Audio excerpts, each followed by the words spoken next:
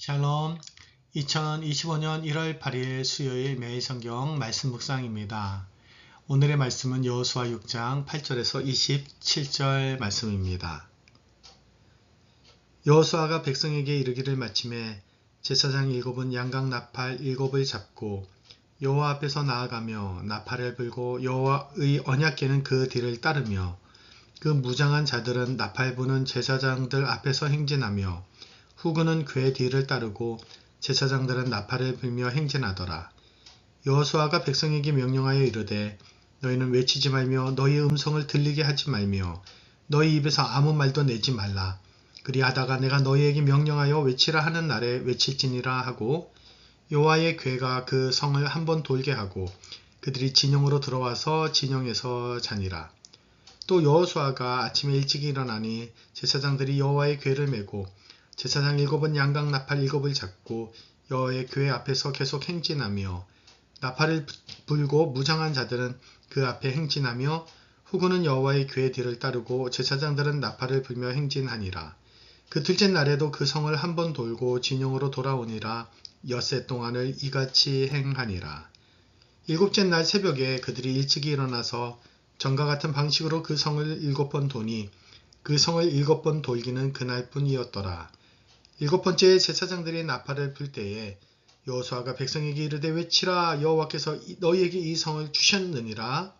이 성과 그 가운데 있는 모든 것은 여호와께 온전히 바치되 기생 라합과 그 집에 동거하는 자는 모두 살려주라. 이는 우리가 보낸 사자들을 그가 숨겨주었음이니라. 너희가 온전히 바치고 그 바친 것 중에서 어떤 것이든지 취하여 너희가 이스라엘 진영으로 바치는 것이 되게 하여 고통을 당하게 되지 아니하도록 오직 너희는 그 바친 물건에 손대지 말라. 은금과 동철 기구들은 다 여호와께 구별될 것이니 그것을 여호와의 곳간에 드릴지니라 하니라. 이에 백성은 외치고 제사장들은 나팔을 불매 백성이 나팔 소리를 들을 때에 크게 소리 질러 외치니 성벽이 무너져 내린지라. 백성이 각기 앞으로 나아가 그 성에 들어가서 그 성을 점령하고 그 성 안에 있는 모든 것을 온전히 바치되 남녀노소와 소와 양과 나귀를 칼날로 멸하니라. 여호수아가 그 땅을 정탐한 두 사람에게 이르되 그 기생의 집에 들어가서 너희가 그 여인에게 맹세한 대로 그와 그에게 속한 모든 것을 이끌어내라 하매 정탐한 젊은이들이 들어가서 라합과 그의 부모와 그의 형제와 그에게 속한 모든 것을 이끌어내고 또 그의 친족도 다 이끌어내어 그들을 이스라엘의 진영 밖에 두고 우리가 그 성과 그 가운데 있는 모든 것을 불로 사르고 은근과 동철기구는 여호와의 집 곳간에 두었더라.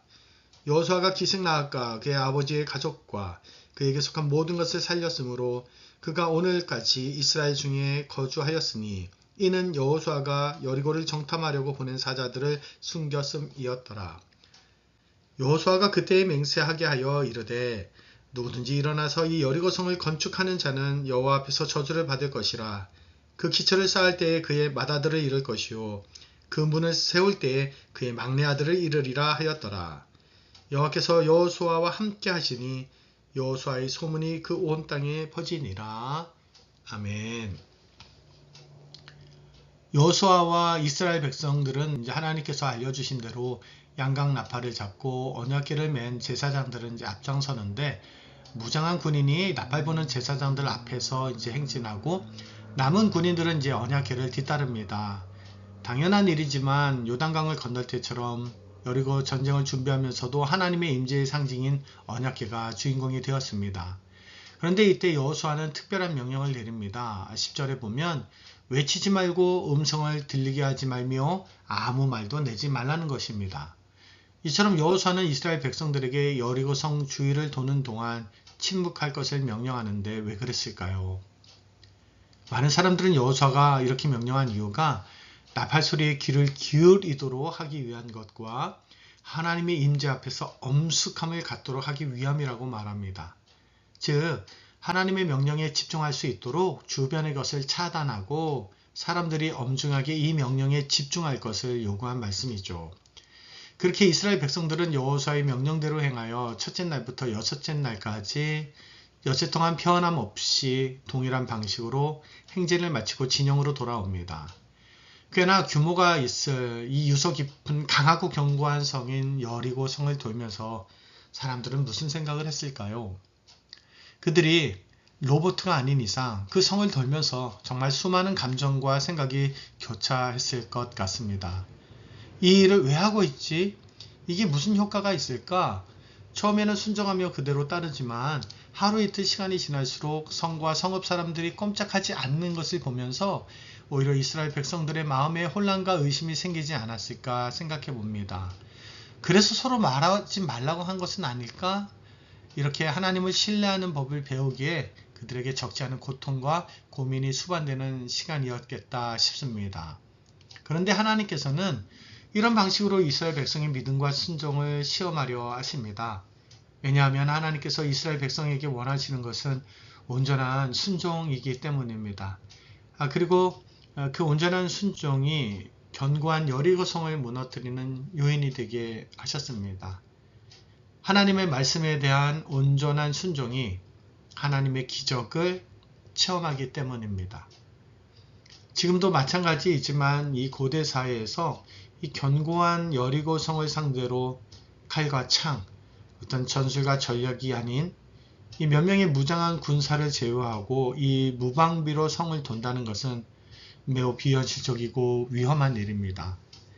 아무리 여리고성 사람들의 마음에 이미 들은 이 이스라엘의 소문 때문에 두려움이 있고 정신이 혼미해졌다 하더라도 7일 동안 이렇게 성을 돈다는 것은 적군이나 아군 모두에게 혼란스러운 일이기 때문입니다. 어쩌면 아마도 이 여리고성 사람들도 두려웠을 것입니다. 와, 정말 저들이 믿는 저 하나님이 보통 분이 아닌가 보다. 어떻게 저런 전략을 세우지?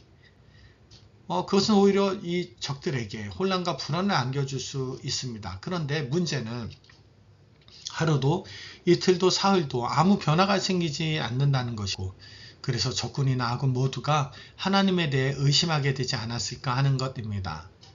그런데 하나님께서 그들을 침묵케 하셨으니 그들은 지금 어쨌든 말없이 성을 돌았을 것이고 그 마음은 꽤나 무겁고 복잡했을 것 같습니다.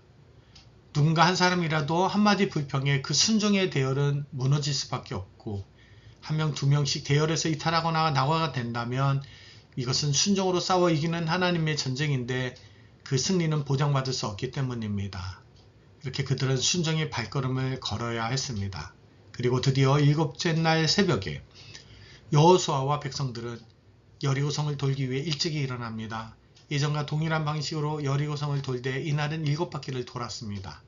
여호수아는 그들에게 구체적인 명령을 내립니다. 첫째로 제사장들이 나팔을 불 때 백성들이 큰 소리로 외치는 것이고, 둘째는 라합과 그 가족을 살려둘 것에 대한 명령입니다. 라합이 2명의 정탐꾼을 숨겨주고 여호와의 이름으로 그들과 언약을 맺었기 때문입니다. 라합에 관한 이야기는 구원의 은혜를 생각해야 합니다. 진멸의 대상이었지만 하나님을 믿고 언약을 맺음으로써 구원의 은혜를 누렸기 때문입니다. 그리고 또 마태복음에는 이 예수님의 족보 가운데 라합의 이름을 언급하며 믿음으로 그녀가 메시아의 계보를 이룬 것을 또 보여줍니다. 그리고 세 번째, 여리고성 정복과 승리 시에 이 취한 전리품의 처리에 대한 명령입니다. 18절에 온전히 바치다 라는 말이 나오는데 이 말은 히브리어로 헤렘입니다. 헤렘은 거룩한 전쟁 그 기사, 그 이야기에 자주 등장하는 용어입니다. 헤렘은 완전한 진멸도 의미하지만 또한 하나님께 속한 것을 온전히 하나님께 바친다는 의미도 있습니다. 거룩한 전쟁에서 전리품은 승리를 주신 하나님께 드린다는 뜻을 포함합니다. 따라서 이 전리품을 개인이 취해서는 안 되고 완전히 파괴하거나 성전 곳간에 보관해야 했습니다. 이렇게 여호수아는 헤렘의 명령을 어기면 그 사람이 오히려 헤렘의 대상이 될 것이라고 경고합니다. 사실 주변 나라와 민족들은 이 전리품을 취하기 위해 전쟁에 나가고 전쟁에서 이기려고 합니다. 그러면 그 전쟁의 승리에 대한 보상으로 전리품을 취하게 되죠.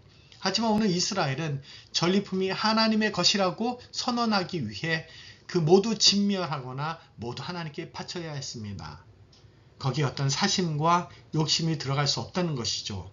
그래서 온전한 순종의 시험대가 되었습니다. 여호수아는 이처럼 여리고성의 모든 일들을 마무리하며 또 마지막에 여호와의 이름으로 여리고성을 재건하고자 다시 세우고자 하는 사람에게 저주를 선포하며 마무리합니다. 그 사람은 맏아들을 잃게 될 것이고 문을 세울 때는 막내 아들을 잃게 될 것이라고 말합니다. 이처럼 여리고성은 하나님께서 다른 말씀을 하실 때까지는 그 구원과 심판의 길을 보여주는 상징적인 성읍이 되게 하셨습니다. 이 여호와의 저주는 약 500년이 지난 시점에 이루어집니다. 북이스라엘의 아합 왕 때 베델 사람 히엘이 여리고성을 재건하다가 자신의 두 아들을 잃게 되는 일이 벌어집니다. 오늘 이 여리고성이 무너진 일을 통해 우리는 하나님 말씀에 대한 온전한 순종에 대해 묵상해 보았습니다. 6일 동안 말없이 침묵하며 도는 것은 결코 쉽지 않은 일이지만 그렇게 함으로써 하나님의 일하심을 경험하게 된 것처럼 오늘 우리들이 침묵해야 할 그 6일의 의미, 그 시간은 무엇이며 또 언제입니까? 모든 것을 진멸하는 것과 하나님께 온전히 바치는 것 모두가 헤렘, 진멸의 뜻이라면 우리가 우리의 삶에서 지고해야 할 죄의 요소들은 무엇이며 또한 온전히 하나님께 드려야 하는 우리의 삶은 무엇입니까? 매일 성경을 통해 말씀을 묵상하는 가운데 그 하나님의 지혜와 마음이 우리 가운데 함께 하시기를 기도합니다. 하나님 아버지, 오늘 우리의 삶 가운데서 여리고성과 같은 문제들을 대하며 먼저 우리가 하나님 앞에 기다리고 또 기도해야 할 것이 무엇인지 또 나의 죄를 죽이고 나의 삶을 온전히 하나님께 바치는 것이 무엇인지 알게 하여 주시옵소서. 그리하여 구원과 그 은혜의 때를 살아가는 우리들이 또 하나님 나라 영광 드러내며 살아가는 저희들이 될 수 있도록 주님의 마음과 지혜로 충만하게 채워 주시옵소서. 믿음과 순종의 길을 그 발걸음을 떼는 저희들의 삶이 되게 하여 주시기를 간절히 바라며 우리 주 예수님의 이름으로 기도드리옵나이다. 아멘.